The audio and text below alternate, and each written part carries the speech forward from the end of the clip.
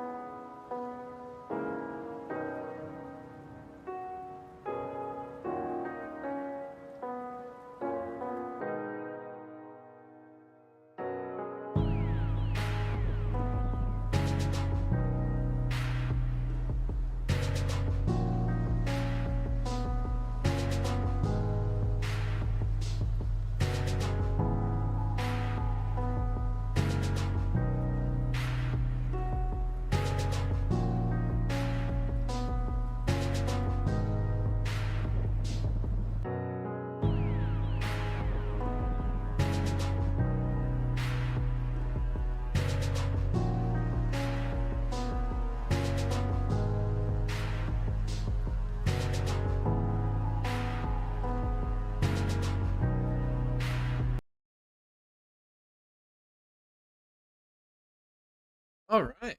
Hello, everybody. Welcome in. Full Send Half Mast Podcast, episode number 82. Tonight, oh boy, do we have a lot of awesome racing this weekend. Holy cow, man. It was the most old school, great racing from ARCA series. Probably the best ARCA race we've seen in, I don't know, maybe 2-3 years, in my opinion. I thought it was amazing.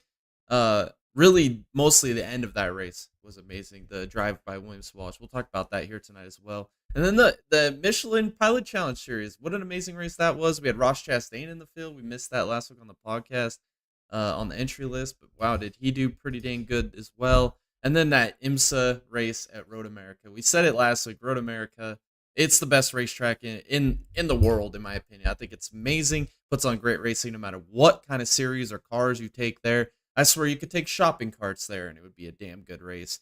It was so awesome. I'll talk about that here with you guys tonight as well. A little bit of news, and then obviously we'll go over our infamous Driver of the Week, Bonehead of the Week segments.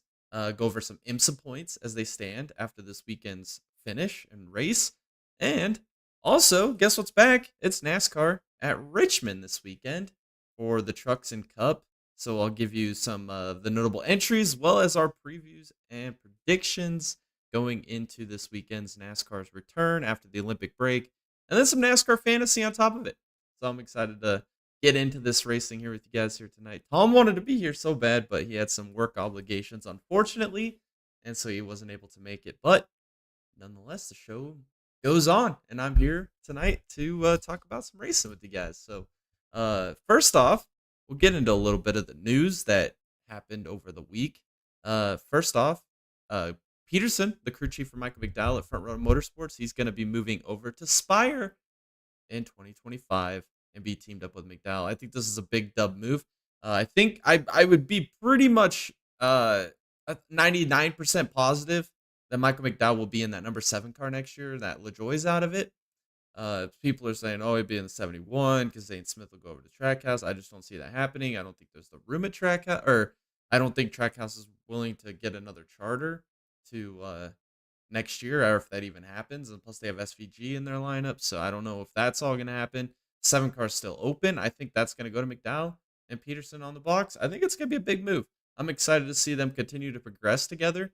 We've seen the success that they've had over the last 2 years together. I think that it's going to continue when they move over to Spire. And I think that this is bringing a proven group that is proven winners in the Cup Series together on a team that's building. Links to maybe Andretti taking this team over full-time in the next couple of years. Who knows? There's rumors about Andretti jumping in full-time in NASCAR. They already are by name, I guess, affiliation or sponsor with Spire already. But if you bring Andretti in full-time, they end up running the whole team. And then you bring in an experienced driver like McDowell with experienced crew chief, proven winners. I think this is a big move. I like this move. I'm excited that McDowell will be able to continue his drive with the crew chief that he's been working with the last few years and having great runs with. So I'm excited to see what pursues at Spire next year. And I believe, like I said, 99% sure, I think that it'll be in the 7 car. All right, and then F1 news. Adrian Newey ends up signing with Aston Martin for 2025. And then there's also rumors linked to Verstappen also going to Aston Martin in 2026. Big moves. Are we seeing the implosion of Red Bull Racing? Unbelievable. Tom's still a believer, thinks that their car is probably still one of the fastest on the grid. I don't think so right now. I think McLaren, Mercedes, I think they're the 2 fastest cars on the grid. I know Ferrari's going to make a turnaround by the end of the year. They always seem to get fast by the end of the year. Their development cycle, we talked about that last week, just seems to be different than everybody else for some reason. So I'm sure we'll see Ferrari back up there. But Red Bull's really been struggling this year. They started off really good. Looked like it was going to be another dominant season by them. And as the season's progressed, they've really not even extended the lead in the points. They've lost a little bit. They've maintained a little bit in constructors as well as in the driver standings. So I don't know. I don't know if this is the implosion of Red Bull. I think it all stems back to the whole Christian Horner drama. I mean, we've talked about it so much. There's no point to getting back into it. It's just, I think it's all just a snowball effect. I think everything's starting to roll downhill now for this team. I mean, we haven't seen the performance. We haven't seen Max really even on the podium the last few races. So maybe it is a time for him to go somewhere else, do something different. I don't know if Aston Martin's the ticket, but bringing Adrian Newey in there, I think that's a big move. We know how good he is at designing these cars. He built the most dominant Red Bull F1 car, the most dominant team we've ever seen in Formula One history over the last couple of years. I mean, why can't he do that at Aston? I don't know. We'll see. Links that maybe Fernando, maybe dipping out on Formula One, going to run IndyCar. I don't know. He signed a long-term extension. Did they bring Fernando or keep Fernando in? Bring in Verstappen? It's hard to see them losing or getting rid of Stroll, considering that his dad's a big owner in the team. I don't know. It'll be interesting. We'll have to wait and see what those rumors go out to, but apparently that's the rumor. Scouting Verstappen for 2026 for Aston Martin. Crazy. Let me know your guys' thoughts in the comments if you guys are watching this after the fact. I would like to see what you guys are thinking about a Verstappen Aston Martin combo. I think that's just weird. I think it's goofy, but anything can happen. If we've learned anything about motorsports over the last couple of years, anything can happen. People can go anywhere. It's crazy. All right, let's do it. Let's talk about the races this weekend because, by goodness, man, did we have an awesome weekend of racing? I mean, the ARCA race on Saturday, no expectations about this race. I mean, ARCA has just really been downhill. Like I said, the last couple of years. I mean, like, I'd say this is probably the best race I've seen in about two, 3 years. I mean, honestly, in ARCA, it's only like 4 or 5 guys or cars that are capable of winning on any given weekend. There's really no parity. So, yeah, Swalich qualified on pole. I mean, typical. He's been dominating this season pretty much every race he's in. Uh, he goes off and leads the first 120 something laps. Him and LeVar Scott was running P2. We picked Andres Perez, I think, as our dark horse coming into the weekend. Me and Tom did. But it was his teammate, LeVar Scott, was the one that was really putting the battle to Swalich. Him and Swalich were battling real hard. And then on lap 126, right before the halfway break, LeVar Scott and Michael Maples, the lap car, ended up making contact. And Isabella Robusto, who's running, I believe, P3, P4 at the time, ends up getting into Maples, ends up having a bunch of front end damage. Super unfortunate. I don't understand. We'll talk about Maples here in a second, but holy cow, what an absolute disaster this guy was. Holy cow. And then, that got to the halfway break, Swalich still leading. With about 102 laps to go, William Swalich going through lap traffic. Michael Maples is one of them. He absolutely TKOs William Swalich. I mean, it was terrible. He just runs right over him. I mean, the leader. You're a lap car. You're wrecking the leader. Like, Swalich had already gotten by him. Maples on the inside. And he just absolutely TKOs Swalich right in the left rear. Turns him around. It was ridiculous. This gives the lead to LeVar Scott. Puts Swalich to the back of the pack. And from there, it just turned into the William Swalich recovery game, man. It was insane watching him drive through the field. He was just slicing and dicing, cutting his way through the field. I mean, it was one of those drives that we'll look back on in years to come and be like, how the hell did he do that? I mean, he drove from, like, I don't know, 12th, 14th, all the way up to P2, and then got saved. Because once he got to P2, there was only about 17, 18 laps to go. I don't know if he could have got to LeVar Scott in that amount of time. It would have been close. I don't know if he would have been able to do it. But fortunate for him, the race of gods were on his side. They end up getting a caution late with 17 to go when Ryan Roulette ended up spinning out. So we get excuse me. So we get a late race restart with about 8-9 to go. And LeVar Scott's leading the race. Swalich is just hounding him, giving him all the pressure he can. Finally, with 2 to go, as you saw in our my little intro meme of the week segment or whatever we do during the intro video, he ends up getting side by side with him, gets to the inside of LeVar Scott, and it looks like Swalich is going to win this race. He finally got to the inside with just about 3 laps to go, come in to get 2 to go, gets to the inside. He's side by side. He clears him into turn 1. It looks like Swalich might be able to check out. LeVar Scott, tons of credit, fought back, gave him the bumper back.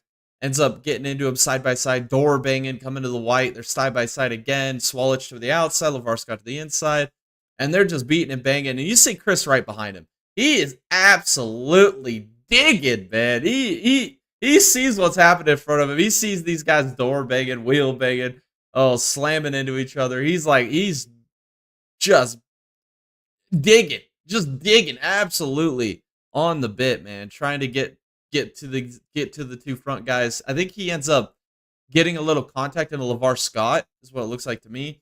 LeVar Scott washes up the track, and then they all 3 come across the line, 3 wide.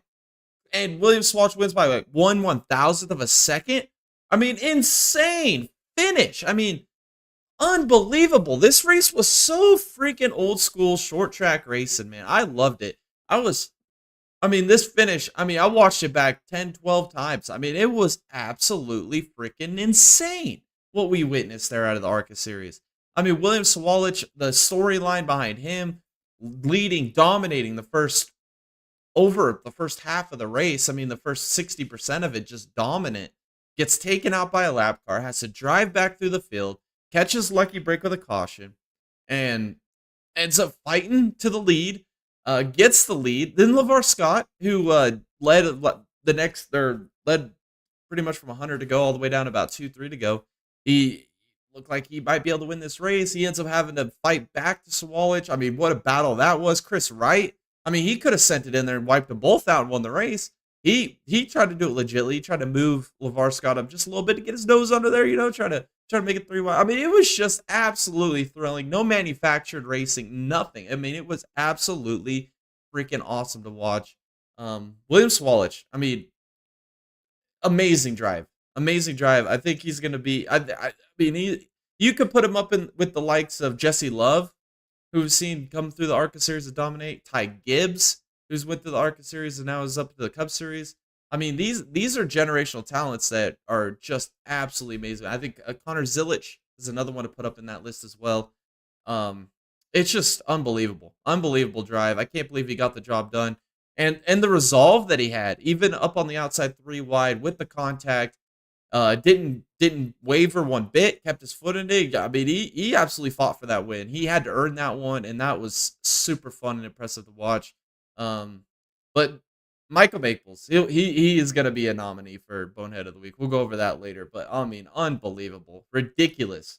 Absolutely ridiculous what he did there to take out the leader as a lap car. I mean, yeah, that's just like the #1 golden rule of racing right there, man. That was ridiculous. But nonetheless, man, what a freaking awesome race. That really kicked off this weekend. I mean, the hopes of this weekend just ramped up from there. Like, it was just unbelievable. Unbelievable race. I'm excited for the next ARCA race, honestly. I mean, if we could get some more short track ARCA action, man, I'm here for it. They're not always like that. Not always like that, but what a great race. What a great race. It'll be one of those races we look back at the end of the year. It'll probably end up making the memorable moments video that I make at the end of the year, because that was just absolutely amazing. Absolutely amazing. Alrighty. Let's talk about the ARCA series, or the Michelin Pilot Challenge Series. On Saturday, Ross Chastain was actually in the field. He was in the Skip Barber number 16, teamed up with Fukuda, and they did a great job. I mean, honestly, we'll talk about it here when we get into this race. So on pole in the Grand Sport class, that was number 69 McLaren. I believe this was their second pole this season. And then on pole in TCR, a little bit of a surprise pole sitter, the number 93 Honda on TCR pole. Everybody had Honda winning this race coming into the weekend. They said Honda was going to have the pace, they were going to have the speed, and they were going to be able to win this race. Well, they proved it in qualifying, so they did a great job there to get the pole. And they did lead a lot of the beginning of this race too. Late in this race, we had a little bit of caution or a little bit of drama that kind of changed the course of this race with strategy-wise, and we'll talk about that here when we get progressed in here. We had like I said, the number 16 Skip Barber Aston Martin with Fukuda and Ross Chastain. Fukuda was behind the wheel. Absolutely got just punted by another Aston Martin. I mean, the number 71 Aston Martin of Depew, he ends up just sending it in. I believe it was like turn 6. I believe it's turn 6. Absolutely sent it in. Wipes out Fukuda, sends him around into the gravel trap. Really put their race on a different strategy from there. They ended up playing some games late in this race. But then Depew ended up getting a penalty for it, which was granted. I mean, he absolutely sent it, missed his braking zone by a mile, and sent Fukuda around. So, I mean, that'll be another nominee for Bonehead of the Week. I don't know what you were thinking. I mean, in that type of braking zone, I don't understand that. So, yeah, it was absolutely crazy. Absolutely crazy. Then we ended up having a full course yellow for debris about an hour in. That's where the strategy changed. I know, what was it? Ross Chastain got behind the wheel of the Skip Barber team car there for a little bit. He led a lap, ran second, third, off strategy. Of course, they're gonna have to pit for fuel, but I think it was cool. It was cool to see Ross Chastain, especially making an attempt in the Grand Sport class. He says he agrees with the Dega boys. Honestly, he says Road America's best track. I mean, he did it because he loves Road America, and I love that. He's like, I wish we still came here in the Cup cars and the Xfinity cars and stuff. I'm like, yeah, I agree. I don't know why they left, but yeah. So he did good. He had some moments there at the front, but with all the change of strategies and all the cautions and everything, it cycled the lead around. But the major incident that really changed the end of this race, though, was when Jack Hawksworth, who's driving the number 50 Hattori Supra, he ends up having a big mistake. It was most Jack Hawksworth-esque mistake I've ever seen, where he ends up going off track, off the runoff. He ends up going sideways and ends up making significant contact with the wall. A major hit. He was shook up a little bit after it. He did eventually walk away, which was good. But I mean, they were running really good during this race. I mean, they were up at P2, or qualified P2, ran P2, P3 for a good 70% of the race. And unfortunately, late, they ended up having this big crash. And then, oh man, it set up a chain of events. They had a restart with like 9 minutes to go, right? Unbelievable racing we saw out of the Grand Sport cars there at the front. We were door banging, wheel banging. I mean, sending each other into corners, bouncing off each other, bump draft. I mean, it was absolutely insane what we saw out of the Grand Sport battle there at the end. But it was a battle for like 2 through like 8. The leader, Hinman, McAleer was behind the wheel, the number 28 Porsche. He ends up checking off on the restart and pretty much solidified the win for himself at that point because he got a really good restart. And then when everybody battling behind him, and allowing him to build the gap a little bit there late in the race, which is what ultimately propelled them to victory, in my opinion. But that battle at Grand Sport, holy cow, that was just unbelievable. I enjoyed that so much. It was just like, that's Road America at its peak freaking finesse right there. A fantastic amount of racing. I mean, 2-3 wide at some points, just bouncing off each other and keeping them on the track. Big shout out to the track designer, the officials at Road America, the promoter, the venue operator, all those people. What they did at Road America is they moved all the walls out, and they extended a lot of the runoff areas, and they added more grass and extend the walls back a good 20, 40, 50 feet in certain areas. And I think that was a huge dub because there's a lot of situations in the past where we'd see a car go off at Road America and the walls were just too close. And you would just see cars you weren't able to really run side by side certain sections, or you could, but it was at a big risk of you wrecking or wrecking somebody else, getting a penalty, ruining your race, their race, whatever it may be, having a big wreck. With the way that they moved it out, they flattened out a lot of the runoff areas too, so it's not a lot of like inclines or hills or anything. Like we get a lot of air, or certain things that in the past would have been big wrecks.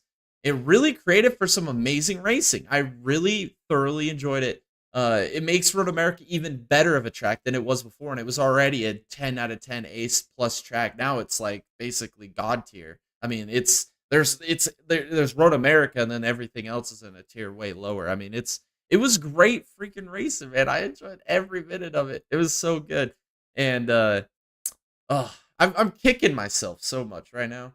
The team, if you guys have watched the last every podcast this season so far, my pick in the Michelin Pilot Challenge is my dark horse. Every single week at TCR is the number 5 Alfa Romeo. Every single week, I'm like, this is the team. They're the dark horse. They're terrible. They're gonna find a way to somehow sneak in a podium or get a good result. And every week I've picked them. They do terrible. The one week I don't pick them. The 1 week they end up winning the whole damn thing. They win the whole race. I'm a jinx. I have to be. The 1 week I don't pick them. Oh man, that's so crazy to me. Yeah, I upset win. I mean, 100%. And that's why I'm gonna nominate William Talley and Tim Lewis as driver of the week, man. Like, nobody saw that coming, and not even me. I completely just gave up on them. They've just been so terrible, and they shocked the world. I mean, granted, a lot of the late race cautions and being able to fuel save helped them out a ton, but oh man, I can't believe they did it. I really can't. I'm still in shock. Can't believe they won that race. They did a fantastic job. I mean, all race long. I mean, they kept in contention. They didn't qualify all that great, but everybody said Honda is pointed as the winners, and then me and Tom obviously had Hyundai because of Robert Wickens, obviously, with Herta Autosport. But, man, Alfa Romeo did it. They won. I can't believe it. Oh, man. And then, obviously, we had to have our sighting of George the Traveling Gas Man this weekend. I'll play that for you guys.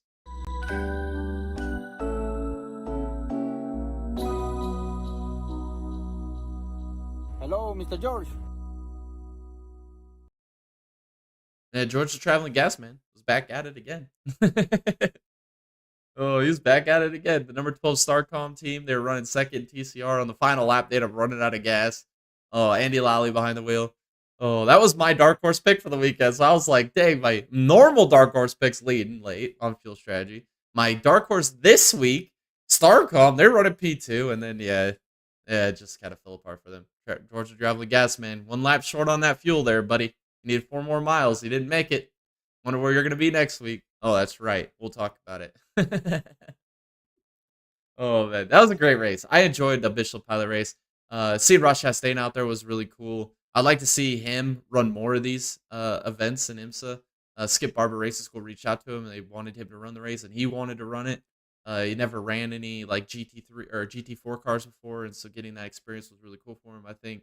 Especially with the Olympic break with NASCAR being off, it really gave him an opportunity to do this, and I thought it was awesome. I thought it was fun to watch, and he did lead a little while there. Not for long, but he did lead for a little bit, so that was cool.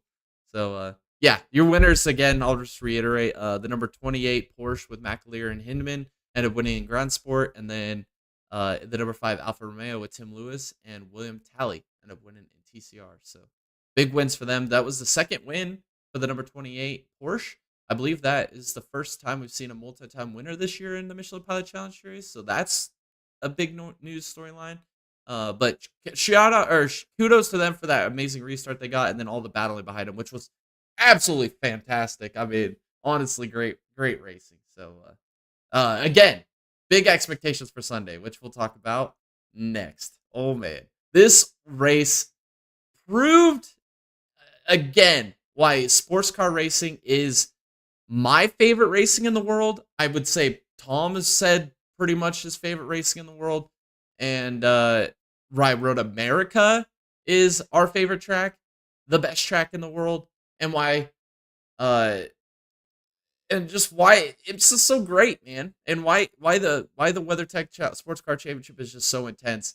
I mean, this race had everything. The layers, the breakdown of this race is just, I mean, it was an absolute thrill ride from start to finish, and never at any moment did you ever think anybody had control of this race. It was absolutely nuts. I'll go over the pole sitters real quick. So Acura, the number 10 Acura qualified on pole. Again, I mean, that was kind of a shock to me. I thought that the Cadillacs and Porsches were going to be on the front row, but we ended up sweeping the front row with the Acuras, number 10 and the 40 right there. Ended up sweeping the front row for GTP. The number 99 AO, the Dragon. That's all I can call it, the Purple Dragon. Yeah, they end up qualifying on pole in LMP2. And then the number 4 Corvette, which is my pick coming in the weekend in GTD Pro, they end up qualifying on pole. And then the number 32 Aston on GTD Pros or on GTD polls. So that was a little bit of a surprise. Lap 1 though. Oh boy. You guys know I'm kind of people Durrani Homer around here at the channel. So lap 1. Oh, Nick Tandy. Oh, everybody's favorite. Oh, Nick Tandy. Loose cannon. He ends up dumping Pipo Derani on lap 1. I mean, really set their race behind the 8 ball there. Ugh. I really thought this was going to be an Action Express weekend, man. I really did. And then it starts off with them not getting, well, they qualified P5. I think qualified. So went terrible, but not what I expected. I figured they'd be on the front row. I thought it would be both Cadillacs on the front row. I really did. Didn't happen, though. But yeah, he ends up getting dumped. Ends up sending the race back. They had to figure it out from there. And yeah, and that wasn't the only incident. The same thing happened in GTD as well. GTD Pro, the number 64 Ford Multimatic ends up dumping the number 3 Corvette out of P2. I mean, it looked just like the Depew incident against Fucato in the Pilot Challenge race in turn 6. He just absolutely sent it in there and dumps the number 3 Corvette, sends him in the gravel trap. At that point, the number 3 Corvette was done. They had no more shot at the front at the rest of the race, even with all the strategies that played out in the full course yellows we saw. Their race was done. It was over. It was super unfortunate for them, especially with the number 64. So they ended up getting penalized for that. We also got a penalty later in the race as well when Jordan Taylor was behind the wheel of the number 40 Acura at the time. He ends up dumping Westbrook. I think it's funny. They're like, was it Calvin Fish? Oh man, he is a gem, man. Archie Bargy. I like when he says that, but he after this contact was made, he was like, man, Richard Westbrook just keeps getting used and abused in that JDC Miller 85. They did end up penalizing Jordan Taylor for that, though, but it was a pretty aggressive move there, heading before the kink. I believe it's like turn 12, right before they get to the kink. Ends up making that contact with him. So, yeah, that was pretty funny. Calvin Fish, I swear, if we could ever get a combo with Lee Diffie, Calvin Fish, and Townsend Bell, I mean, that has got to be the greatest broadcasting team in all of like sports history, in my opinion. I mean, it's like the greatest collabs never happened. I mean, that would be the perfect collab. I would love to see all three of those guys broadcast the season finale at Petit. I think that would be a watch party for sure, 100%, without a doubt in my mind. That'd be amazing. Let's cross our fingers. As racing fans, let's hope that combo happens. That would be great. I mean, we got it last year, Petit. We get it again? Just saying. All right. Let's see. Oh yeah, and then Sebastian Bourdais comes out of pit stop with probably an hour 30 to go, hour 10, hour 20, something like that to go in the race. Comes out of pit road and ends up spinning out on the inside of one of the GTD cars, cool tires. I mean, Bourdais just had an eventful day. I mean, that was the first incident that really struck him. And then, oh man, we got a full course yellow because of Jesse Krohn. I mean, holy cow! Are we talking about a wreck and a half? Like I said, the great job by the track to extend the runoff areas, add more grass, extend the walls out, created for some great racing and some memorable moments, right? And we'll talk about that one with Felipe Frog. I can't wait to talk about that one next. But yeah, so he might have went a little wide. I mean, in the past, it would have been a massive wreck. And in this scenario, goes off a little bit off into the grass.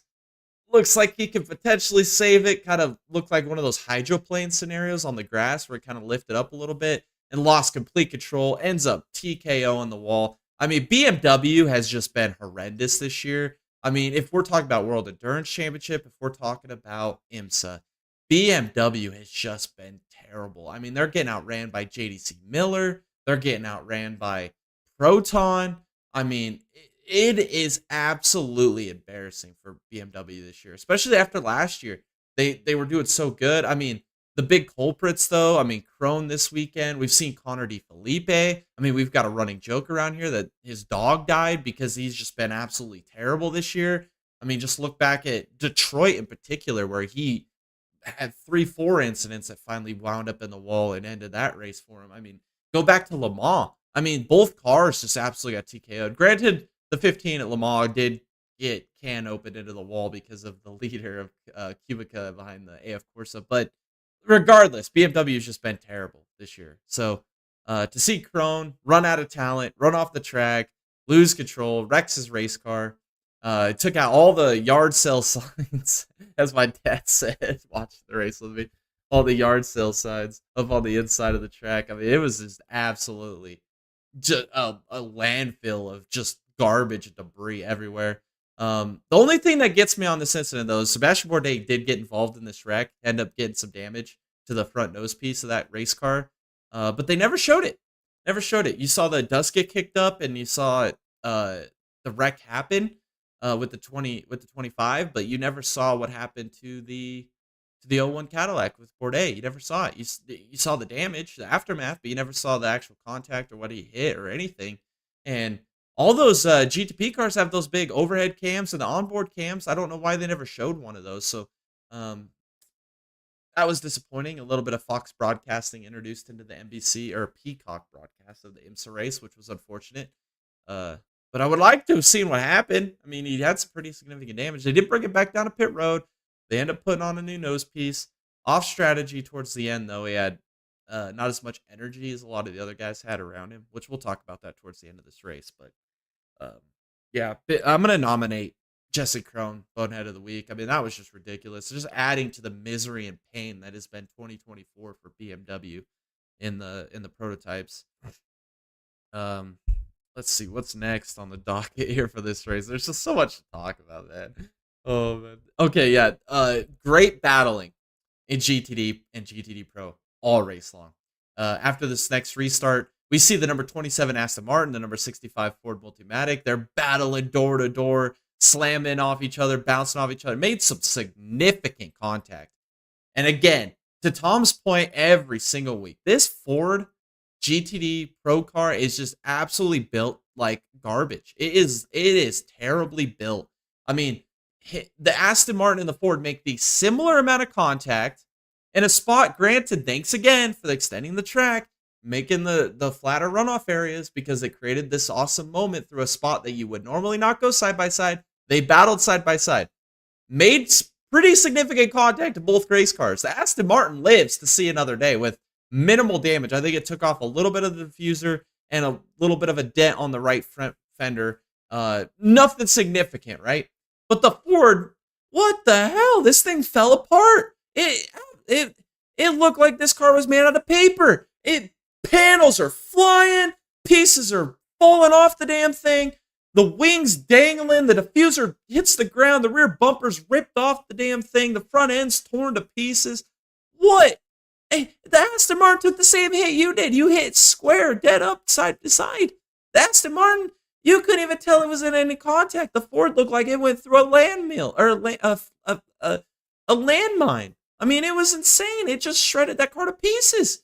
I mean, when is Ford ever going to learn? When are they going to learn that they need to make a better car? It's terrible.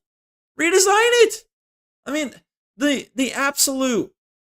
look of the car is amazing, but the practicality and the reliability and the structural integrity is garbage. Why are they trotting this thing out on the racetrack? It's terrible. I mean, they might as well just bring out a freaking Ford Fiesta and run that instead, because that car wouldn't fall apart as easy as this. It's embarrassing. I mean, it's terrible. And the problem is they're going to keep BOPing it or whatever for the next couple years, but they're not going to change the design of the car. They're not going to change the design of the car at all, dude.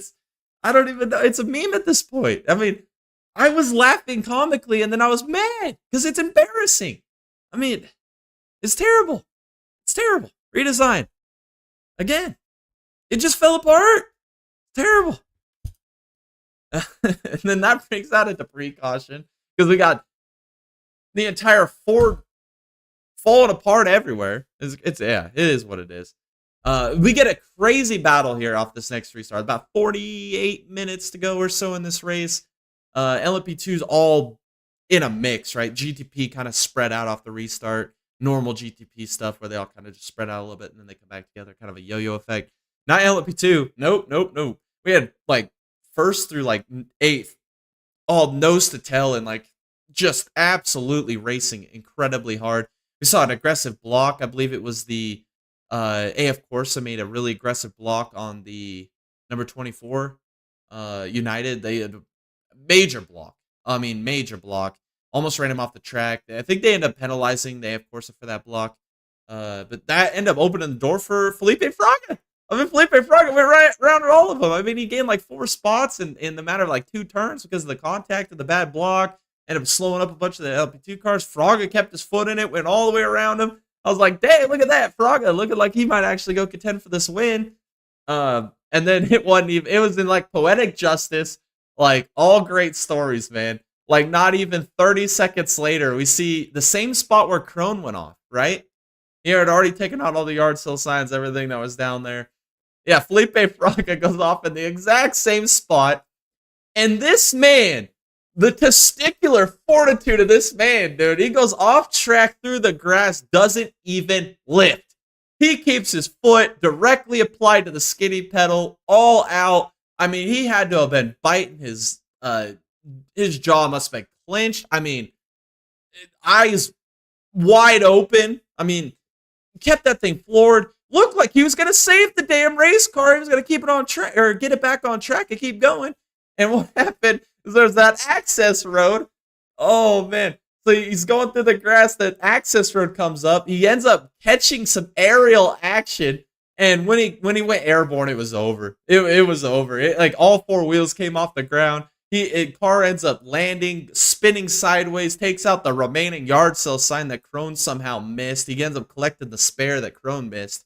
and ends up sliding up to the other access road. It was the craziest thing. I mean, I showed it in the little intro video if you guys watched that, but it was absolutely insane. I mean, comical. I mean, I can't believe he didn't lift. I mean, it was insane. I'm in shock. I mean, the absolute, like, to, again, like I said, the trend of the night, Road America, best track in the world. And then what they did to this track to extend the runoff zones, flatten out areas, widen out the walls, created for some of the most memorable moments. The Crone incident, Jack Hawksworth wreck, which wasn't as bad as it could have been, right? The Fraga moment. A lot of side-by-side action, like I said, with the Aston and the Ford making contact. In a spot, typically, you would never go side-by-side it. In the kink, if you saw a guy drop wheels off in the kink last year or even 10 years ago, 5, it doesn't matter. That car was wrecked every single time. Without a doubt, that car was totaled. We saw 8, 10 different cars off in the kink and continue on like nothing happened. It was, Road America is mint, perfect. I love it so much. It was such great racing. And then, we get, with about 40 minutes to go, we have another restart after the Fraga thing. And that GTD and GTD Pro battle for like a lap and a half. I mean, I was on my feet, screaming at the TV in absolute amazement. Like, peak racing, right? Rubbing is racing, door banging. I mean, none of them wrecked each other, but they tried really damn hard. They really did. I mean, it was insane. I mean, it was just the amount of, you have different cars and different strategies, right? Older tires, less fuel, new tires, more fuel, new tires, not enough fuel. Like, it was just, there was so many different strategies playing in towards the end of this race. And this mix up in GTD Pro was absolutely insane. Cars falling through the field, cars moving through the field, battling side by side, trying to get through the slower car. It was that lap. If you get a chance to go back and rewatch anything from that race, go watch the Fraga incident. That was insane, comical entertainment. But then fast forward about 8 more minutes into the race and watch that battle in GTD and GTD Pro. I mean, it was absolutely insane. I mean, they should have wrecked like 8 times, and they never did. Well, they finally did. They had to eventually, but it was because I can't remember which car it was. It might have been one of the Porsches, I believe, that end up getting significant right front damage, end up dragging the wheel. The whole front end was ripped off. They ended up pulling it behind the wall and everything later as well, because we did get another full course yellow for that one. But I mean, it was, 2 cars got attached at one point and they were sliding through the corner, couldn't get off each other. It was magnificent, especially in the heavy braking zones like 5 and 6. I mean, there was some crazy dive bombs, and then they would slam into each other, run each other off towards a gravel trap, bounce back on track, then give the bumper back, and they were bump drafting down the front straightaway. I've never seen that. Never seen bump drafting in GT4 cars down a front straightaway. I mean, and the officials let it go. Like, for the most part, I don't think there was really any penalties that came out of that. That was just damn good racing. Sports car racing at its peak. Amazing racing at Road America. Bump drafting down the front straightaway, getting massive runs down that front straightaway, down the hill. I mean, they were getting that big toe, and then they'd bump draft, and then you'd see another car get a massive toe, and he'd pull out, and then send it 3 wide into turn 1. I've never seen that either. 3 wide into turn 1. And then they saved it. Every one of them saved it. I mean, there was a little bit of smoke, a little bit of tire lockup. I mean, that lap and a half was absolutely made this race phenomenal. Amazing. I mean, it was unbelievable what I was witnessing. I mean, you couldn't have gotten that in NASCAR. Not in modern day NASCAR. No, with the amount of grip that those cars have, the size of the tires. I mean, the amount of downforce those cars generate now, you would not get that in NASCAR. But in these GT4 cars, dude, or GT3 cars, I mean, insane what we witnessed. Insane. And a lot like we saw in the Mission Pilot Challenge with the GT4 cars. I mean, we saw the same thing late in that race as well. Battle from like 2nd to 8th. This was another similar moment to it. It was absolutely thrilling. And then We get late in this race, and the number 6 Porsche ended up cycling to the lead. The 7 Porsche was battling with them. I believe, what was it? Jack Aiken behind the wheel of the 31 Action Express, and then Jordan Taylor, Ricky Taylor, your pole sitter, in the 10. He ends up rallying late as well and battling into the mix. And we had all 4 of them for the last 20 minutes of the race, pretty much nose to tail. And then the final lap, I mean, they caught lap traffic at the perfect time. The final lap, I mean, was absolutely thrilling. The 6 Porsches try to dart and dive between GTD cars, LMP2 cars, just try to make his way through the field. And then you saw the 7 trying to follow through. Then the 10 starts applying pressure. And then you see Aiken try to close back in. He starts to make it interesting. Then the 6 Porsche will build the gap and then lose the gap because of more lap traffic where he caught him. I mean, it was freaking thrilling. You didn't know who was going to win that race till off the final corner. I was like, okay, boom, there it is. 6 Porsche wins. I mean, it was crazy. And I thought we were going to see some team orders there with Penske because the 7 is your points leader. I thought maybe they'd put him ahead, but they didn't do that. They let the 6 Porsche continue on at the lead, which was a big dub, in my opinion, because the 6 Porsche, I think, deserved it. They were able to navigate traffic a little bit better there at the end of the race. Shout out to the 10. I mean, they pitted late in this race before that final caution. They had more power than everybody else. Everybody's power units, like guys that stayed out, were like anywhere from 15 to 20%, especially on like the Action Express, the 2 Porsches. They're doing a lot of save there at the end because they didn't have a lot of power or battery to use. But the number 10 Acura drove through all the GT cars, all the LMP2 cars, all the way to the GP cars. Did a fantastic job with a lot more power, fresher tires. Really took advantage of it. And then got into lap traffic. I think it was in turn 5. Made a late dive bomb on the 7, trying to get by him. Made contact. I think at that point it ended his race. There was really nothing he had left at that point, especially after he had to lift and made the contact, slid up towards the gravel trap, and then he had to do a little defense on on Jack Aiken in the 31 there at the end a little bit. So that really kind of took his race away, and I think it also kind of took the 7's race away as well because he did lose a little bit of time with that contact. But nonetheless, I mean, what a fantastic race weekend, especially that IMSA race at Road America. I was looking forward to it all week long. I watched all the practices and qualifyings. Was keeping up with all the news and everything that was going on with the BOPs. I was just super excited to see what was going to happen because I love Road America. I love IMSA racing. Love sports car racing. I was super excited for this race, and boy, did it exceed my expectations. This race was a 10 out of 10. I think this is, I mean, think of the best race we've had this year, right? Bristol NASCAR Cup race. We had the Indy 500 was amazing. The Australian Grand Prix was amazing. Let's see. Detroit for IMSA was amazing. 24-hour Le Mans I thought was freaking amazing. And then this weekend at Road America.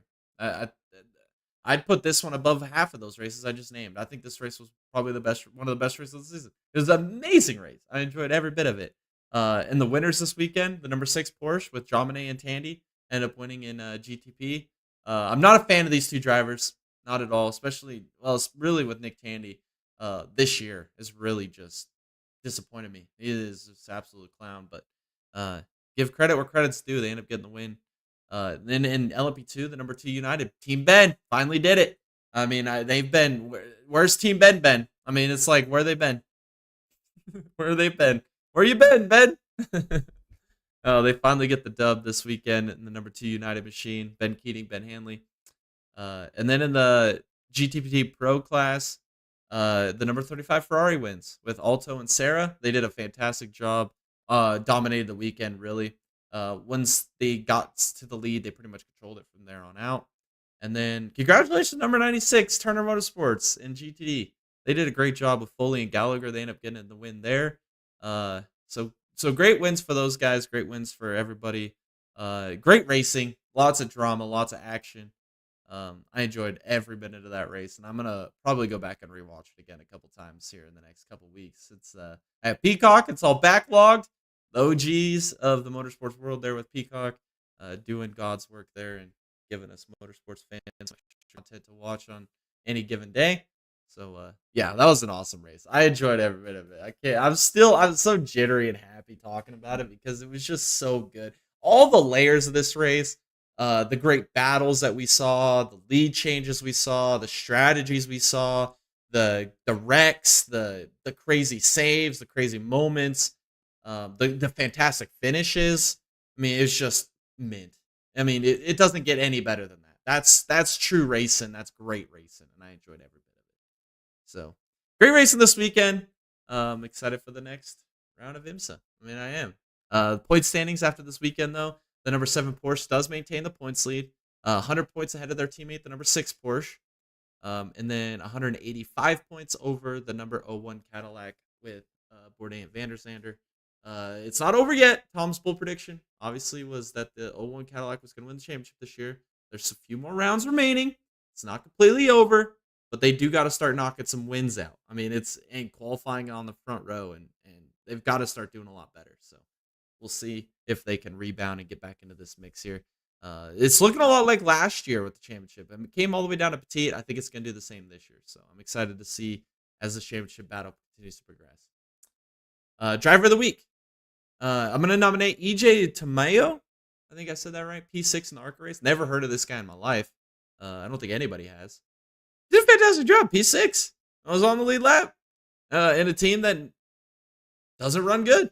So I got to give the credit where it's due, and he finished P6. Congratulations to him.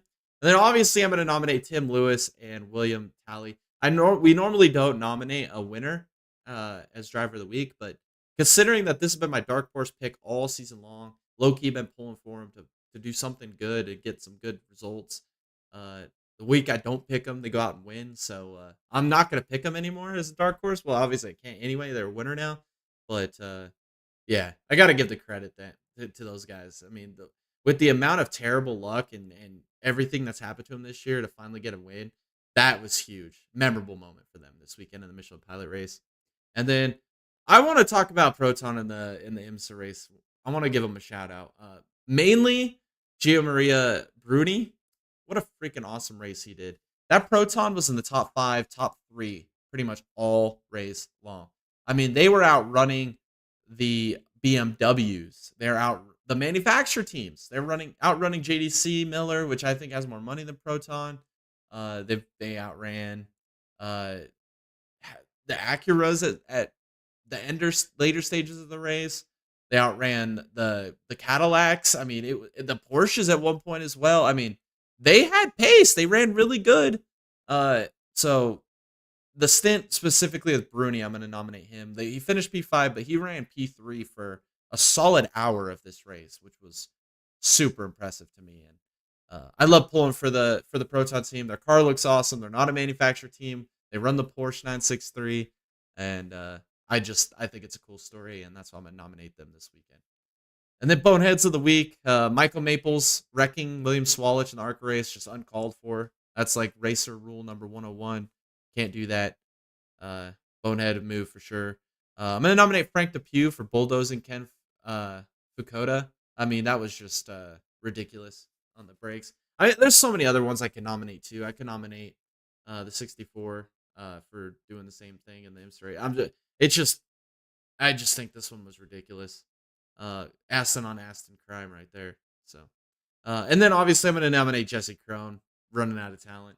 I mean, that was just ridiculous. Like, him running out of talent, Fraga running out of talent. The difference is Fraga wheeled that thing, wheeled it, didn't lift or anything, and basically saved the race car. Didn't get really any damage. Took out 1 yard till sign, slipped through the grass, had a freaking awesome, memorable, cool moment. But Jesse Krohn, he loses control. He ends up piling into the wall. And they didn't have the pace anyway. They weren't fast anyway. So it's uncalled for. Bonehead. Alrighty. That recaps this weekend's races. Those were fun. I enjoyed talking about those. Those were some great races. ARCA race, fantastic finish. Great drive by William Swalich. Pilot challenge race, entertaining all the way to the end. All the different strategies playing out. Great results by the guys that won that race and an underdog winner, which is pretty awesome. And then the IMSA race, just the layers that I talked about. I mean, you can't make it up. Can't get anything better than that. Awesome racing. Fantastic racing. I enjoyed every minute of it. So, all right. Well, we do have some races this weekend, actually. Yes. And it is NASCAR. NASCAR is back. We got 4 more races to the playoffs. It's going to be do or die time. Richmond this weekend is a day race. Thank goodness. Actually, I think it's a day race. I might have just misspoke there. Actually, I'm gonna look it up real quick because I know it's Sunday, but I'm hoping it's a day race because we know how terrible the night race is. So I'm gonna go NASCAR.com real quick and check out the start time. Let's see. Let's see. It is at. Nope, it's a night race.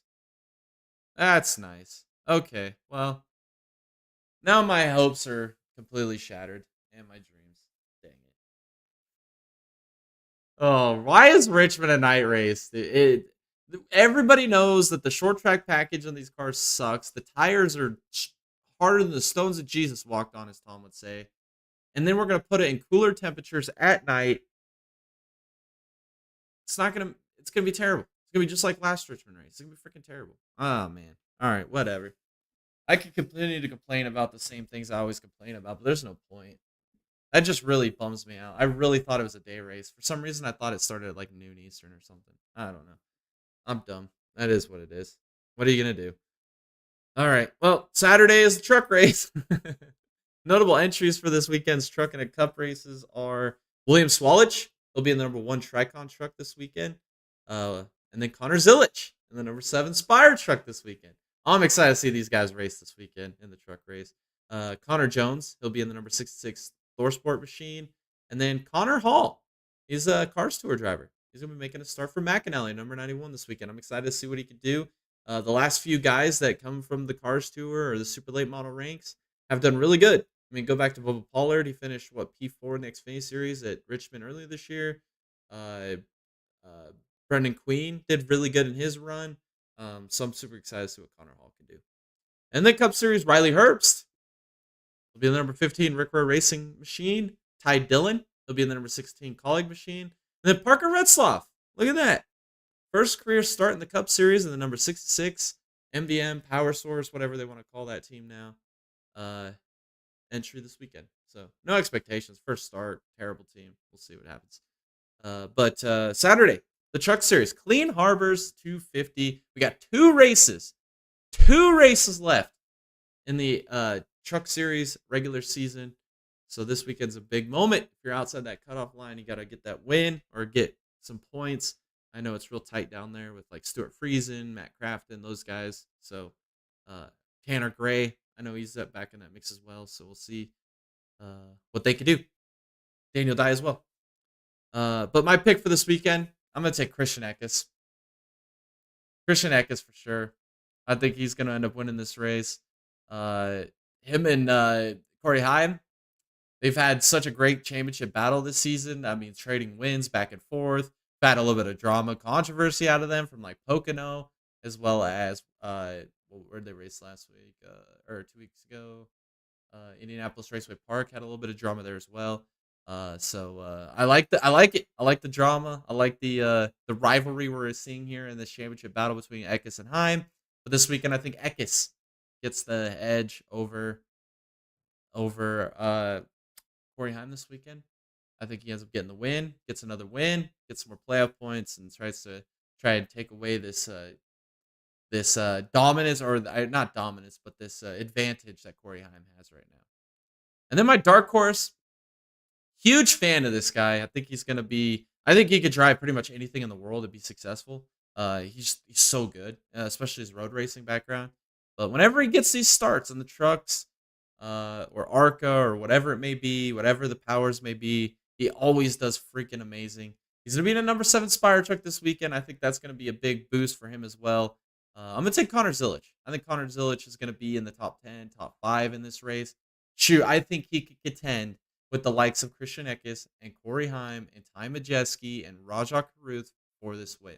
So I'm going to take him as my dark horse this weekend, and I'm super excited to see what he can do. And then for the Cup race, the Cookout 400, well, my picks are a lot better now, knowing that it's night race now. I'm going to take Truex as my favorite. He got robbed in the first Richmond race, 100% robbed. That late race caution with Bubba Wallace, Kyle Larson, set off an absolute chain of events that ruined this race for Truex. And Truex should already have a win this year. They allowed Denny Hamlin to jump a restart. They allowed Denny Hamlin to run Truex into the wall. And I don't think that that's going to happen this time around. I think Truex going to get some redemption, some revenge, and he's going to get a win in his walk-off season and set himself up for the playoffs. So I'm taking Martin Truex Jr. to get a win, his first win of the year this weekend at Richmond. And then for my dark horse, I'm going to stick with it probably to the end of the year because I picked him as my bold prediction to win a race this year, and I think he's got all the talent in the world. He's going to become the number one driver there next year. Why not? Why not be the dark horse, Todd Gilliland? Can you imagine if he wins this race, locks himself into the playoffs? It can happen. He ran really good here in the first race. He was in the top 10, top 5 at one point. Ran a fantastic race there at Richmond last time around. I think he's going to do the exact same again this weekend. And who knows? We get some of those NASCAR shenanigans, some of those late race restarts, those infinity amount of overtime restarts. Maybe Todd Gilliland finds a way to find victory lane and proves everybody wrong and me right about him being an amazing racing talent in the Cup Series. So I'd like to see it. I'd like to pull for Gilliland. Alrighty. Ugh, excuse me. Next will be NASCAR fantasy picks for this weekend at Richmond. My lineup this weekend is going to be Denny Hamlin. For obvious reasons, track record at Richmond's good. I'm going to take Ryan Blaney because Ryan Blaney on these flat tracks, these shorter tracks, has been so good. Penske in particular. And Blaney's really kind of turning up here over the last few weeks. Really kind of turning into the prime that we saw at the end of last year when he took the title. And I think that's what we're seeing more of Blaney right now. So I'm going to take him on my lineup. I'm going to take Larson. Larson was your pole sitter in the spring. Led a lot of laps. Could have potentially won this race, late race stuff. So I'll take Larson. And then I'm going to take Bowman. He also qualified, I believe, like P3 or P4 in the spring. Ran really good all race long until he got him and Gilliland, Gibbs. There's a Logano. There's a list of guys that got really screwed in the spring race because of that Kyle Busch caution. That should have never been a caution in the middle of a pit sequence. So I think they'll get redemption for that this weekend and still run up front. And then I'm going to pick Truex because I think Truex is going to win this race. Actually, I'm really confident Truex is going to win this race. So that's my 5-driver lineup. Matchups are really good, though. We got a little inter-team battle between Larson and Byron. I'm going to take Larson over Byron because Byron, at the beginning of this year, looked like your championship favorite, heads-up favorite. Right now, it's kind of transitioned over to Bell, in my opinion. And Byron's kind of fallen off the cliff a little bit. I don't know if they're experimenting with stuff, trying to figure stuff out for the playoffs. I don't know what's going on. Maybe you just need to reset with this break. But the unknown there with the lack of speed performance that we've really kind of seen out of him as of late and what we've seen out of Larson, I'm going to take Larson over Byron. But it's splitting hairs. You could take the other one. The next one would be Truex and Hamlin. Another inter-team battle here. Truex should have won here in the spring. Hamlin did win in the spring. I'm going to take Truex over Hamlin because, again, I'm very confident Truex is going to win this race. Truex is been so good at Richmond for so long. I think Truex is going to win this race. Next one is Logano and Elliott. This is an interesting matchup as well. I wanted to put Logano on my fantasy lineup, but I didn't, and I'm still might. I might swap him out with like Bowman or Blaney, maybe. I'm not sure. We'll figure that out. But Logano's going to be really good here. Logano is, in my opinion, going to make the Final Four. I'll give you that after I do my fantasy picks. I'll give you my Final Four picks before we get back into the end of the regular season. And they might change before we do our playoff preview podcast. But I think Logano is going to have a better finish than Elliott this weekend. Like I said, Penske on these short flat tracks have just been so good. Logano's really turning up as of late. And it's an even year. You know what happens in even years. Logano can do great things. I think he's going to do that again. And he's going to have a better finish than Elliott. Then the next one is Blaney and Bowman. Again, I think this is kind of a razor thin pick. I mean, you could pick either way. I'm going to go with Blaney over Bowman just because, again, like I said with Logano, flat track, short flat track. The Penske cars, the Fords have been really good here in the last 2 seasons. I think it's going to translate. And plus, Blaney and Bowman are both 2 drivers I look at right now that are really trending upward, like really trending upward with the results they've had over the last few weeks. I think I think Blaney is going to have the edge here. So I'll take Blaney over Bowman here for my picks. All right. And then one more thing. Like I said, I'll give you my free return to the end of the regular season Final Four pick, which is premature, I guess, to even think about this because we still have, 4 plus 9, 13 races till the championship 4. And we haven't even gotten to the playoffs yet. But if I was to pick my Final Four today, I'm picking Christopher Bell, obvious reasons. I mean, the highest in playoff points. I mean, the best driver so far, I think, in this season. And I think he'll get through the playoffs pretty easily. Larson as well, with this kind of the same thing. He's had the pace, had the speed, and he's continued to climb through the points. Third is an obvious one for me because it's Logano. Every even year, he's made the playoffs or made the championship 4. I think he's going to do it once again. The streak is not going to be broken. We're going to see him turn up extremely fast over the next 6, 7, 8, 9 weeks. So you're going to see Logano up front battling for wins again. I mean, getting great top 5, top 10 finishes and pointing you to death. That's what he does in these even years. So I'll take him as my 3rd spot. And then my 4th spot, I went back and forth with, right? And it was my matchup that I just had. Blaney, Bowman. I'm going to say Bowman over Blaney. And the reason I say that is because right now, Bowman is having a Blaney 2023-esque season. The way everything's played out, it breaks a long winless streak like Blaney did in 2023. Won a marquee event, which Chicago Street 600, marquee events in the series.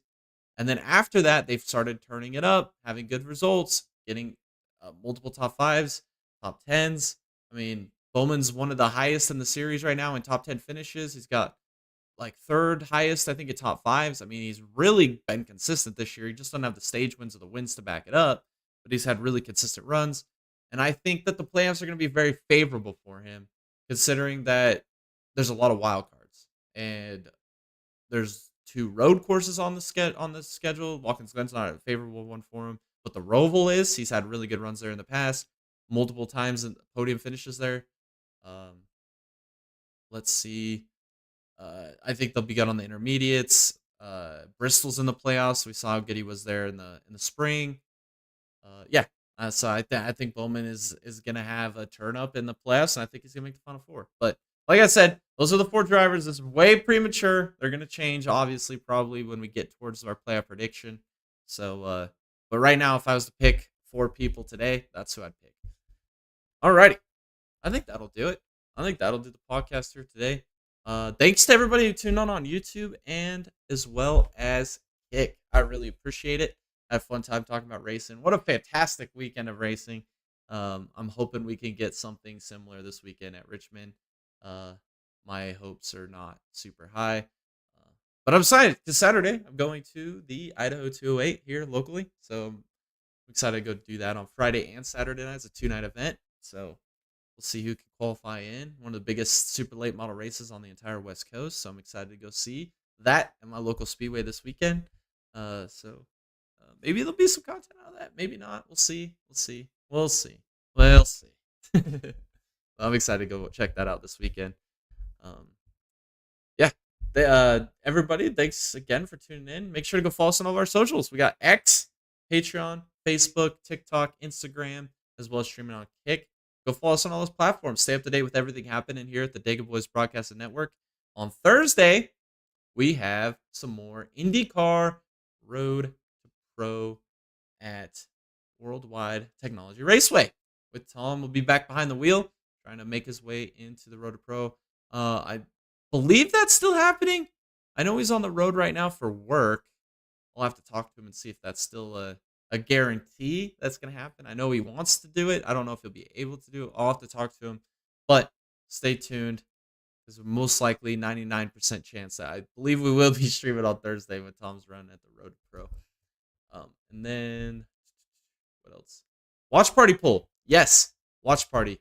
The vote that you guys get to vote, or the poll you guys get to vote on, that will determine which race we do our watch party for the month of August at. We will not, the weekend of the 23rd through the 5th is off of the poll because of other commitments that I have going on that I will leak to you guys probably next week. But those other weekends, we had the Michigan race for the Cup Series. This weekend's Richmond race, IndyCar Worldwide, IndyCar at Milwaukee, as well as Xfinity at Darlington. We're all up on the poll right now. I believe the NASCAR Cup Series at Michigan is leading. That poll closes at midnight. So in about, midnight my time, 2 a.m. Eastern time. So you got another about 4.5 hours to go vote. Right now, the Michigan race is leading that poll. So if it does win, then we will be doing that one. But if not, another race makes a surge here in the final waiting hours. We'll do that one instead. So make sure you guys go make your voice be heard. Go vote on that poll, and best of luck to you for the race that you want to watch. We're excited to do any of those races, so make sure you guys go vote. You got a few hours to do so before that closes. But right now, currently, the NASCAR Cup Series at Michigan is leading that poll. Also, go follow us on Discord or go find us on Discord, the Dega Boys Discord. The link of that is in the description of this live stream below. Go follow us there to get all the updated and in the loop news that's happening in the motorsports world. All the drama, rumors, memes, breaking news, breaking talking points. It's all right there from every type of series: NASCAR, IndyCar, IMSA, Formula One, World Endurance Championship, any sports car racing, dirt track racing, short track racing. And we even got some NHRA stuff on there as well if you're a drag race fan. Pretty much any type of motorsport, we cover it right there on our Discord for you guys to stay up to date with everything happening. And come join the awesome community. Lots of cool people to interact with and talk to as well. So maybe you can meet a new friend or talk racing with some new friends or what it may be. Or come hang out in the community chat. We have jump in there every once in a while. And we come chat with you guys, hang out, and talk about racing. It'll be fun. So, yeah, go follow us on Discord. Also, go check out our merch store. Go buy you some Dega Boys swag. Get all swagged out. Got t-shirts, hats, Big Daddy NASCAR, Big Daddy IMSA, Dega Boys shirts, Dega Boys hats, pants, bags, water bottles, coffee mugs. I mean, sweaters, sweatpants, shorts. We got it all. I mean, it's packed. All kinds of Dega Boys merch. All those proceeds go back to help us out and make bigger and better content for you guys here on YouTube. Oh, man. What an awesome podcast this was. Next week, we'll be back to talk about the races at Richmond for the Trucks and Cup. We might throw another segment in there as well. One that I wanted to do this week, but unfortunately didn't do it because Tom couldn't make it. So we'll probably put that on the back burner. But we do have a lot of other cool, awesome topics to come. The playoffs for NASCAR are looming. So we'll be able to do our playoff brackets again, which was really fun last year. And then we'll also be talking about a lot of the point standings and a lot of these series as they continue to wind a lot of these seasons down. So a lot of cool stuff coming in the next couple weeks. Make sure you guys tune in, hit the subscribe button, turn on the bell notification to stay notified of when we go live. But that'll do it. This has been the Full Send Half Mast Podcast episode number 82. It's been a fun night talking about racing, and I will catch y'all in the next one.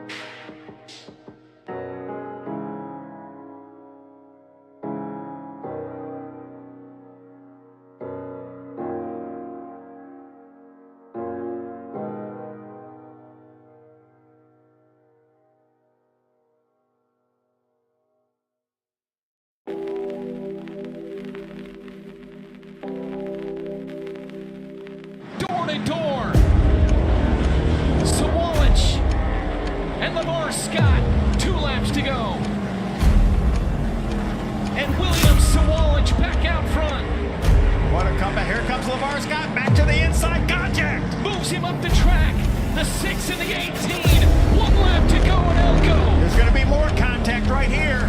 Scott on the inside, Sawallich on the outside. Bumping and banging down the backstretch. Off the turn, Sawallich sideways, 3 wide, 3 sideways at the line. Saw that shot in the LP2 battle. Remember, he and Ringer Van de Zande in the championship hunt. He needs to get back up front. And Nielsen just really attacking, car twitching under braking there, trying to get to the 2. And look at this. Officials aren't going to be happy about that. That may pay big dividends to the bright orange and blue 74. I think there was a point in time, Calvin, where people, and they got off 74. Like they rock and roll. Trying to stay in the bottle and losing very little time. He's lucky that he's not hit anything solid.